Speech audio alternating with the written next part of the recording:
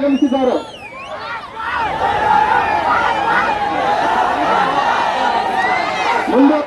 ಮುಂದೆ ಸರ್ಕಲ್ ನಿಮ್ಮ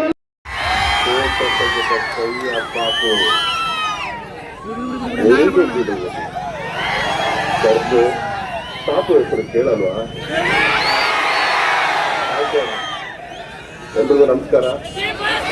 ಇದೇ 26ನೇ ತಾರೀಕು ಬರ್ತಿರೋ ಲೋಕಸಭಾ ಚುನಾವಣೆಯಲ್ಲಿ ಕಾಂಗ್ರೆಸ್ ಅಭ್ಯರ್ಥಿಯಾಗಿ ಶಾಸಕರು ನಿಂತಿದ್ದಾರೆ. ನಮ್ಮ ಅರ್ಥಮೂಲ್ಯವಾದ ಮತನ ಅವ್ರಿಗೆ ನೀಡಿ ನಮ್ಮ ರವಿಶಂಕರ್ ಅವ್ರ ಕೈನ ಬಲಪಡಿಸಿ ಸೇವೆ ಮಾಡೋ ಅವಕಾಶ ಮಾಡಿಕೊಡೋದಕ್ಕೆ ಹೇಳ್ತೀನಿ. ಏನಕ್ಕೆ ಅಂದ್ರೆ ಸಾಧಾರಣದ್ರದ್ದು ಋಣ ನಾವು ಯಾವತ್ತೂ ತೀರ್ಸಕ್ಕಾಗಲ್ಲ.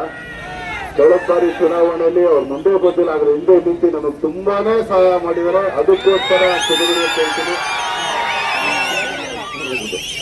ಏನಕ್ಕೆ ಅಂತಂದ್ರೆ ಅವ್ರ ಮುಂದೆ ಬರಕ್ ಆಗದೆ ಇದ್ರು ಬರೀ ಒಂದು ಫೋನ್ ಕಾಲಲ್ಲಿ ಹಣ ಹಿಂಗ್ ಹಾಕ್ಬೇಕು, ಬೇಡ ನಾನು ನೋಡ್ಕೊಳ್ತೀನಿ ಅಂತ ಹೇಳಿ ಅವತ್ತು ನಮ್ಮನ್ನ ಕರೆಯೋರು.